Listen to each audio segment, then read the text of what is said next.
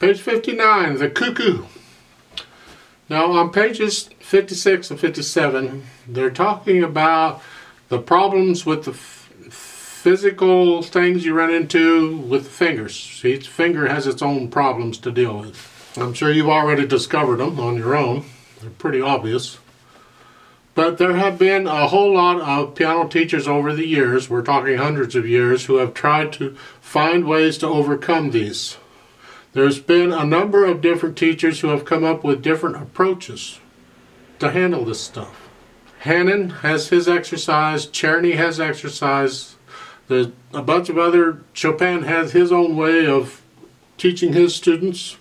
Well, on page 57, they're talking about the Leczetitsky method, where he was a famous piano teacher who had his own way of teaching.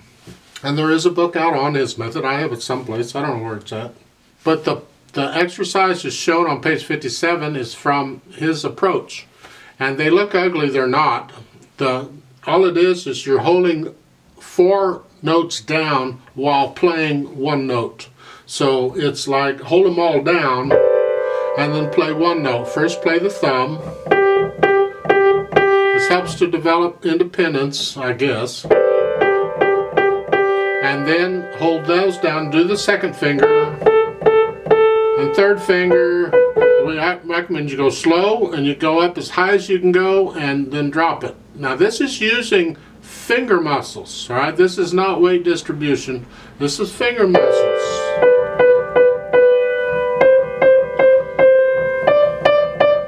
In each hand, and that's really what it is, because you see all those whole notes there, and they're just holding them down while you're playing the others.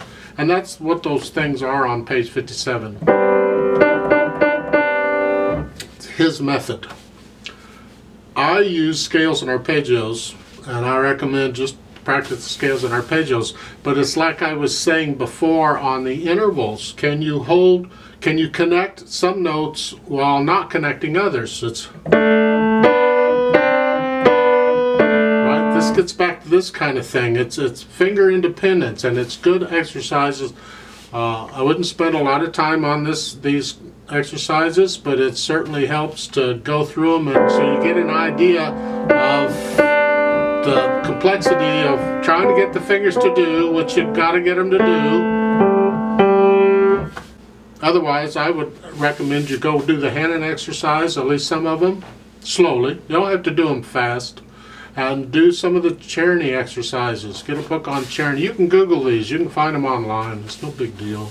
And that's what that is. Now on page 58, they're introducing these primary chords for the key of G.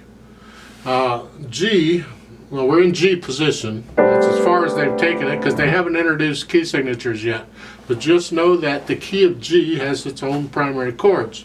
And the G chord is the first one, right? You got to know these in both hands. It's like the bottom note is G, and then every other note for 3 notes.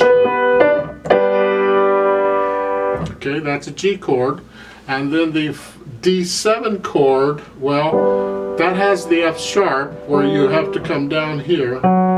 Instead of an F, it's an F sharp and C. In both hands to be able to do that. D7 chord.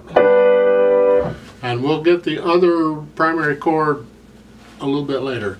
To get these 2 for now, all right? The G chord and the D7 chord, like so. Now in Cuckoo, they have the names of the chords above the top staff, so if there's a guitar player around, have them play along with you or whatever, or you can improvise to this. The melody here is in the right hand, so the left hand you can have fun with that. You don't have to just play the chords if you don't want to. When you're first learning it, learn it exactly the way it's written, and after you've learned it, then you can have fun with it. As long as it's not actual classical music and it's the way the composer wrote it, if that's the case, do it the way it's written. But otherwise, if it's an arrangement, and most everything we do in these books are arrangements, then once you've learned it the way it is, feel free to improvise and have fun with it. So on the cuckoo, it's a 3/4 time. There is a repeat sign at the end of the first line. So this is the first time I think the repeat sign wasn't at the end of the piece. Well, the repeat sign can be anywhere. So here it's at the end of the first line, which means we're going to play the first line twice and then go down and play the other 2 lines. Also has phrase markings. So we want to do the phrase, the slurs, a little bit of up and down between them so we get a little bit of silence between the phrases. So the first line would be that.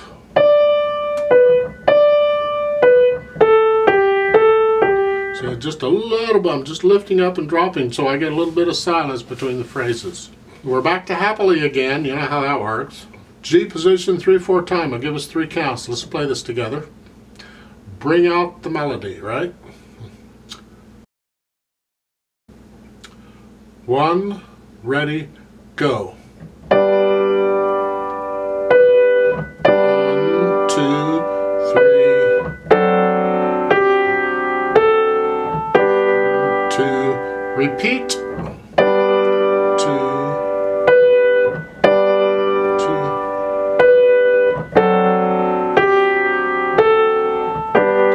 2, 3.